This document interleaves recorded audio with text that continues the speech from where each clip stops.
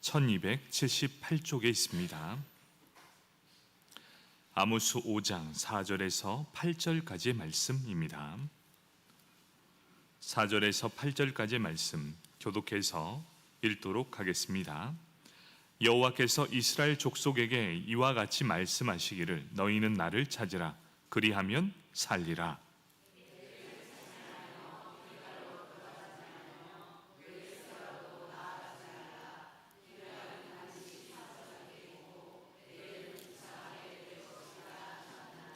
너희는 여호와를 찾으라 그리하면 살리라. 그렇지 않으면 그가 불같이 요셉의 집에 임하여 멸하시리니 베델에서 그 불들을 끌 자가 없으리라.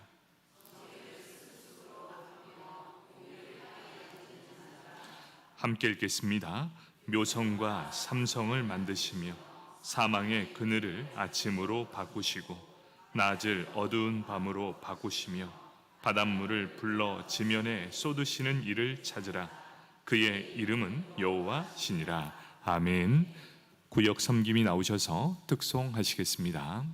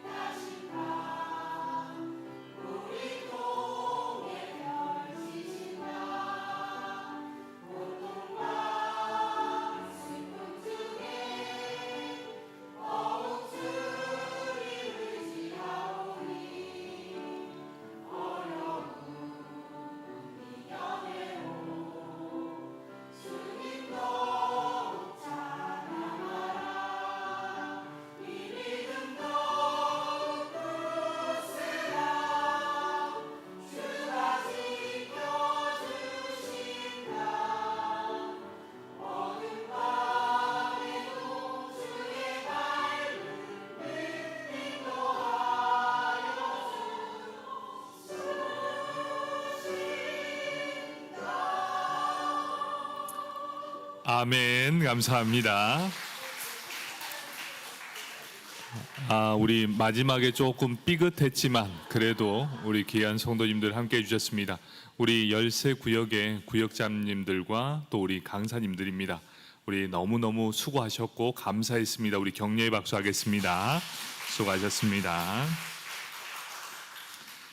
우리 함께 아모스 5장 4절에서 8절까지 말씀, 하나님이 복을 주시는 나라라는 제목으로 함께 은혜를 나누도록 하겠습니다. 우리 말씀을 듣기 전 옆사람 바라보며 이렇게 인사하겠습니다. 오늘 하루 수고 많으셨습니다.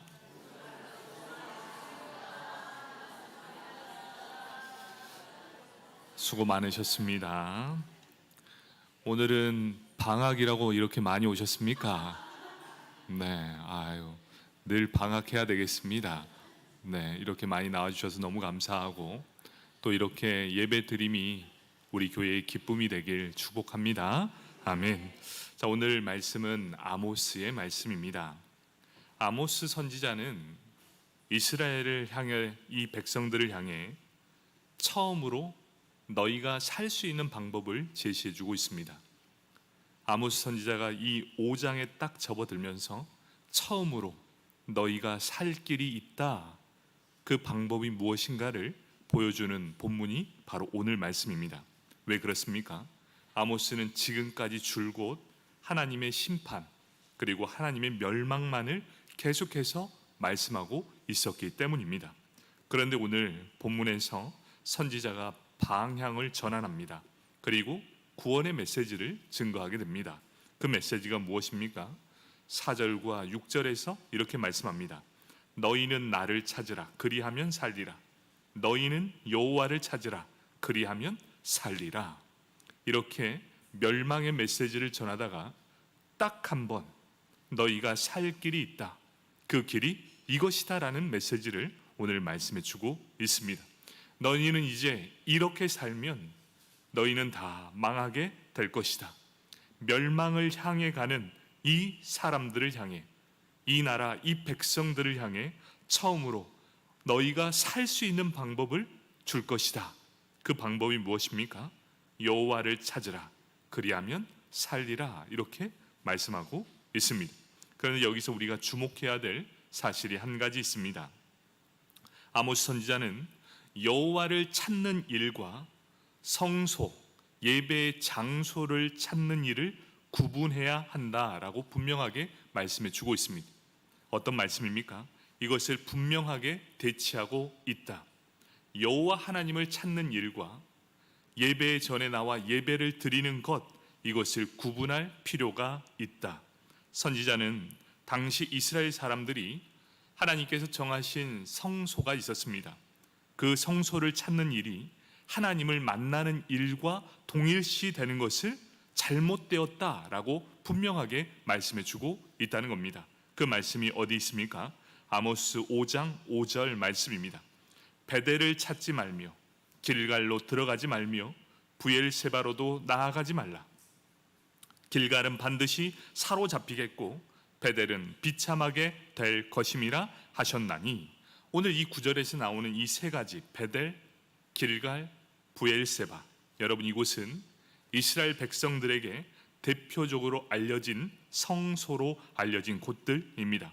이 중에 부엘세바는 유다의 최남단에 위치한 이집트, 애굽과 접견 지역인 네게부 남쪽에 위치한 곳입니다. 이곳은 어떤 곳입니까? 부엘세바는 아브라함 때부터 가장 유명한 곳이었습니다. 특별히 종교적으로 의미를 지닌 성소, 우리가 이야기하는 성지였습니다. 북왕국, 이곳에까지 찾아온 대단한 정성과 열성을 지닌 자들에게나 가능한 일이었습니다. 꽤 거리가 먼 곳이었는데 그곳까지 방문하기 위해서는 꽤 많은 거리를 내려와야 되는 수고로움이 있었다는 것이지요. 아모스 시대에 어떤 사람들은 이렇게 말합니다. 내가 시간과 내 모든 것을 들여서 내가 갈 수 있는 최대한의 거리를 순례자의 길로 걸어가면 하나님으로부터 안정과 복을 보장받을 수 있다라고 생각하게 된 것입니다. 이 말씀이 어떤 의미입니까? 이런 생각은 중세를 지나 현대에까지 이루고 있다는 것입니다. 어떤 의미입니까? 중세에 십자군 전쟁이 일어난 배경을 보면 성지였던 예루살렘, 그곳을 빼앗긴 것에 대한 공포와 두려움을 가지고 있었다는 것입니다. 당시 기독교인들은 무슬림이 그 땅을 차지함으로 구원의 문이 막혔다라고 생각했습니다. 성지를 순례하지 못함으로 인해 하나님으로부터 오는 복이 막혔다, 이렇게 여겼기 때문에 그들은 십자군 전쟁을 일으키게 되고 참여하게 되었다는 것입니다. 이런 사상이 중세에 만연하게 됩니다. 거룩한 곳에 가야 거룩하신 하나님을 만나고 구원의 은혜를 입을 수 있다 생각한 것이 바로 중세의 세계관이었습니다. 종교개혁 이 선구자였던 마틴 루터도 마찬가지였습니다. 젊은 나이에 이런 사상에 깊이 빠져 있었습니다. 그는 하나님을 만나기 위해서 어떠한 일을 감행했냐? 몸이 감당치 못할 적의 이 금욕적인 생활을 하게 됐습니다. 그는 수없이 많은 날들을 금식하고 고행했으며 보냈습니다. 그러다 루터는 자신이 속한 수도원 원장의 권유로 로마를 방문하게 됩니다. 사상적 갈등을 심하게 앓고 있었던 루터에게 원장은 로마에 도착하고 방문하게 되면 모든 구원의 문제가 해결될 것이다, 이렇게 조언하게 된 것입니다. 그는 그 말에 따라 로마로 방문하게 됩니다. 그곳에는 수없이 많은 유리와 가시 조각들이 박혀 있는 빌라도 계단이 있었습니다. 그곳에 맨 무릎으로 오르게 되면 그 사람은 하나님을 만날 수 있다라는 사상이 팽배하게 이루어지게 됩니다. 그래서 그는 어떻게 합니까? 유리와 가시 조각이 박혀 있는 빌라도 계단을 맨 무릎으로 올라가기 시작합니다. 그 당시 로마는 예루살렘에 있었던 빌라도 계단을 통째로 로마로 옮겨오게 됩니다. 이곳을 맨 무릎으로 오르면 구원을 받는다라고 했기 때문에 수많은 이들이 그곳에서 맨 무릎으로 그 계단을 오르기 시작했습니다. 루터는 이곳을 맨 무릎으로 올랐습니다. 어떻게 되었겠습니까? 그의 무릎은 피투성이가 되었습니다. 그럼에도 불구하고 루터는 실망감만 더했다고 고백하고 있습니다. 이곳에 오르면 자신이 마음에 있는 모든 고통이 씻겨질 줄 알았습니다. 또 영원 구원의 갈등이 해결될 줄 알았습니다. 그런데 그 많은 고통을 받았음에도 불구하고 그에게 구원을 느끼기는커녕 아픔만 계속해서 찾아왔다, 이렇게 고백하고 있다는 것입니다. 중세를 지나 현대의 어떤 사람들도 마찬가지입니다. 이스라엘의 예루살렘 같은 성지를 방문하면 아주 놀라운 일이 있을 거다, 그곳에 가면 그것을 경험하게 될 것이다 기대하는 사람들이 너무나 많습니다. 여러분은 성지 순례 많은 기대를 갖고 있습니다. 그곳에 가면 뭔가 특별할 것이 있을 거다, 이렇게 기대하는 사람이 많을 것입니다. 그런데 막상 성지라는 곳을 방문해 보면 자신에게 아무런 일도 일어나지 않는 이 루터처럼 실망감을 안을 수도 있다는 것입니다. 물론 은혜가 있을 것입니다. 하지만 모든 사람이 그렇지 않게 되었다는 것이죠. 정리하자면 어떤 의미입니까? 북왕국 시대의 사람들이나 중세 그리고 현대의 어떤 사람들은 성소를 찾는 것이 곧 하나님을 만나는 것이다 생각하고 있었다는 것입니다. 사람들은 성소를 찾고 여러 가지 다양한 종교 행사에 참여하는 일을 통해 하나님의 복을 누리려 한다는 것입니다. 한때 한국에서도 유행했던 것이 있었습니다. 한국 기독교에 어떤 것이 있었습니까? 말씀 사경회가 있었습니다. 여러분, 이 말씀 사경회 대부분의 주제가 뭐였는지 아십니까? 축복 대성회였습니다. 여러분 기억하실 거예요. 이 같은 용어를 사용합니다. 왜 그랬을까요? 이 말씀은 집회에 참여한 모든 사람들이 다 복을 받을 수 있다는 의미를 가지고 있었다는 것입니다. 예배만 참여하면 모든 귀신이 다 떠나가고 모든 질병이 다 깨끗하게 치유를 받게 될 것이다. 축복 대성회, 여러분 다 기억하고 있을 겁니다. 30년 전, 40년 전만 해도 축복 대성회라고 해서 모든 사람들이 기적을 경험하기 위해 그 예배를 참석하기 위해 먼 걸음 다름쥐밭에서 그곳에 참여했을 것입니다. 여러분, 그때는 은혜를 사모하는 심령 가운데 하나님이 많은 것들을 부어주시는 사람도 있었습니다. 그런데 그와 반대의 경우도 있습니다. 어떤 경우죠? 하나님께서 아무런 기적을 일으키지 않았던 사람들도 많았다는 것이지요. 여러분, 바로 이것이 우리가 경험했던 모든 것이었습니다. 그런데 이런 생각들이 처음부터 잘못된 것이라는 것을 이 아모스 선지자는 말씀해 주고 있습니다. 성소, 그래, 너희가 말하는 성지를 찾는 것과 하나님을 만나는 일은 처음부터 동일하게 취급해서는 안 된다라고 분명하게 못을 받고 있다는 것입니다. 사람들이 교회를 찾는다고 해서 모두가 다 하나님을 만나고 돌아가지 않는 것과 똑같습니다. 여러분, 이곳에서 참 많은 인원이 저녁 예배를 드리지만 이곳에서 하나님을 만나는 사람과 하나님을 찾는 자와 예배에 그냥 왔다 가는 사람들, 분명하게 차이가 있다는 것이지요. 형식보다 본질이 더 중요하다는 것을 말씀해 주고 있습니다. 여러분, 제가 이렇게 얘기하는 이유도 있습니다. 우리 찬양팀이 찬양만 하고 슥 내려가서 예배를 안 드립니다. 그래서 우리 아들한테 콕 집었습니다. 아들아, 찬양은 예배의 일부분이다. 예배에 온전하게 참여하기 위해서는 찬양으로 끝나서는 안 되고 찬양 이후에 예배를 온전하게 드려야 한다. 여러분, 이것은 단순히 찬양팀 얘기가 아닙니다. 우리가 왜 이곳에 와서 예배를 드리는가? 여러분이 교회를 나오는 이유가 무엇입니까? 우리는 분명하게 얘기할 수 있어야 됩니다. 그 질문에 나는 하나님을 만나기 위해서 이곳에 왔습니다 라는 답변을 해야 합니다. 여러분, 예배를 왜 드리십니까?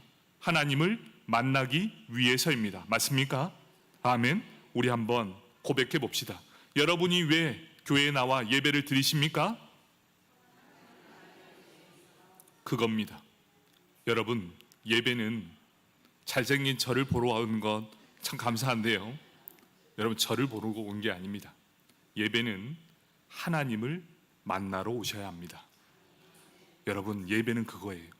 하나님을 만나는데 어떠한 모습으로 예배를 드리시겠습니까? 여러분은 분명히 기억해야 합니다. 우리가 교회에 나오는 이유, 하나님을 만나기 위해서.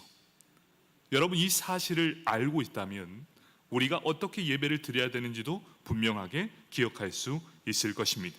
성도는 하나님을 만날 준비와 기대를 갖고 교회에 나올 때 어떻습니까? 말씀을 전하는 설교자의 부족한 설교를 통해서라도 충분한 진리와 은혜를 누릴 수 있게 될 것입니다. 여러분, 하나님을 만나러 올 때는 그 사람의 어떤 모습을 보는 게 아니라 하나님이 이곳에 함께 있습니다 라는 것을 통해 함께 은혜를 나누고, 이렇게 부족한 종을 통해서 말씀이 전해지지만 그 말씀이 어떻게든 받아들여지는 은혜가 여러분 은혜 가운데 있게 된다는 것이지요. 여러분, 정말 여러분이 날마다 고백해야 합니다. 우리가 예배를 드리는 이유는 하나님을 만나기 위해서입니다. 바로 이런 고백이 있어야 합니다. 그래서 오늘 이 말씀은 이렇게 말씀하고 있지요. 생명의 길은 그곳이 알려진 성소, 우리가 이야기하는 성지이기 때문이 아니라 우리의 생명의 길은 오직 여호와 하나님께 있습니다 라는 고백이 있어야 된다는 것이지요. 그렇다고 해서 성지를 순례하는 것, 그리고 주일 예배 시간에 맞춰 참석하는 것, 감사헌금을 드리고 정해진 절기를 지키는 것을 폄훼하는 것이 절대로 아닙니다. 이렇게 모든 것들을 다 지켜질지라도 우리가 더 중요한 상황, 어떠한 상황 속에서도 우리가 교회에 나와 예배 드리는 이유는 모든 상황 속에서 하나님을 찾는 일이기 때문이라는 것을 꼭 기억하시길 부탁합니다. 왜 그렇습니까?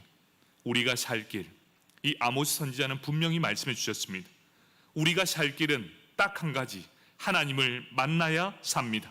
하나님의 뜻을 분별해야 삽니다. 성령의 인도하신 가운데 살아야 우리가 살게 될 것이다 라고 분명하게 말씀해 주고 있다는 것이지요.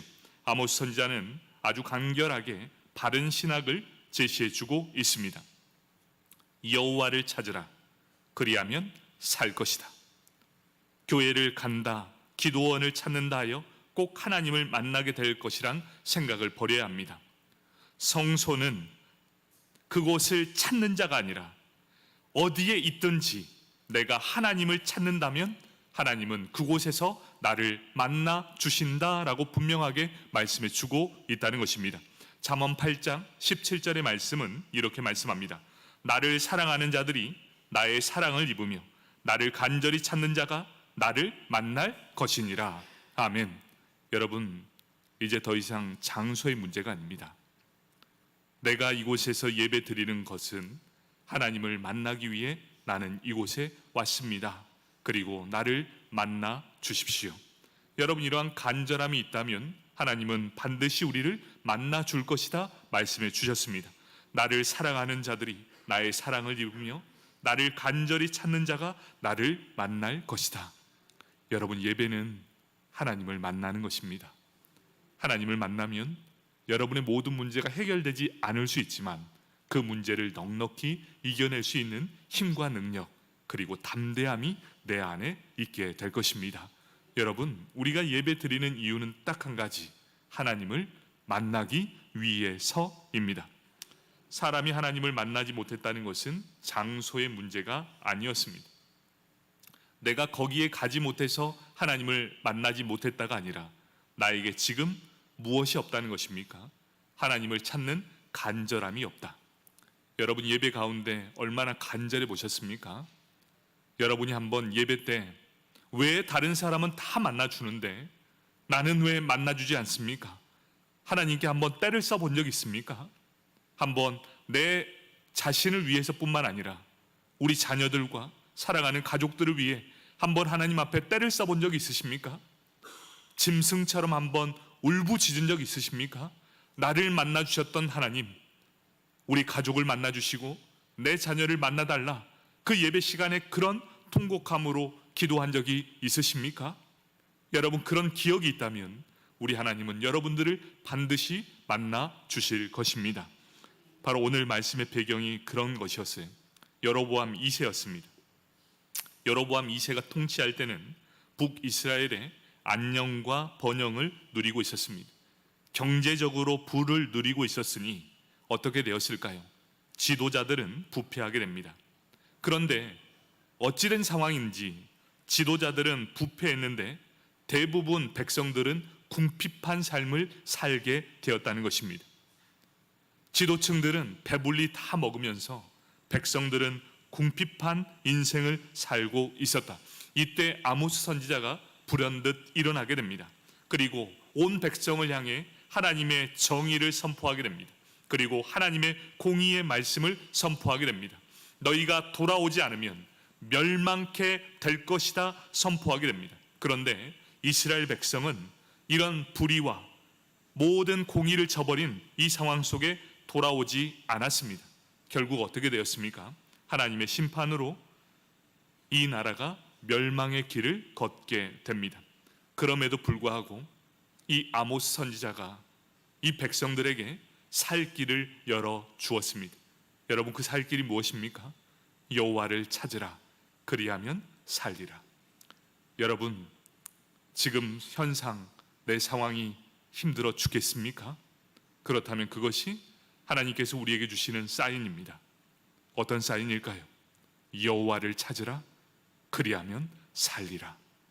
여러분, 이 밤 우리 딱 한 가지만 기억하고 기도합시다. 나는 살아계신 하나님을 만나러 이 자리에 왔습니다. 하나님을 꼭 만나고 돌아가야 되겠습니다. 하나님이 나를 만나 주셔야 내가 살겠습니다. 여러분이 간절함이 있었으면 좋겠고, 또 여러분만 이 믿음을 갖는 것이 아니라 우리 가족 안에 우리 자녀들, 여러분 그 사랑스러운 자녀들이 하나님을 만나야 산답니다. 내 사랑하는 남편과 내 아내가 하나님을 만나야 산답니다. 여러분, 이 길이 열렸는데 어떻게 하면 좋겠습니까? 이 나라가 사는 길, 우리 교회가 사는 길, 가장 귀한 우리 가정이 사는 길, 그 길을 예비해 주셨습니다. 그것이 뭡니까? 여호와를 찾으라. 그리하면 살리라. 여러분, 오늘 우리가 딱 한 가지만 놓고 기도합시다. 그 제목이 뭡니까? 여호와를 찾으라. 이 밤 우리 함께 이 시간 통속을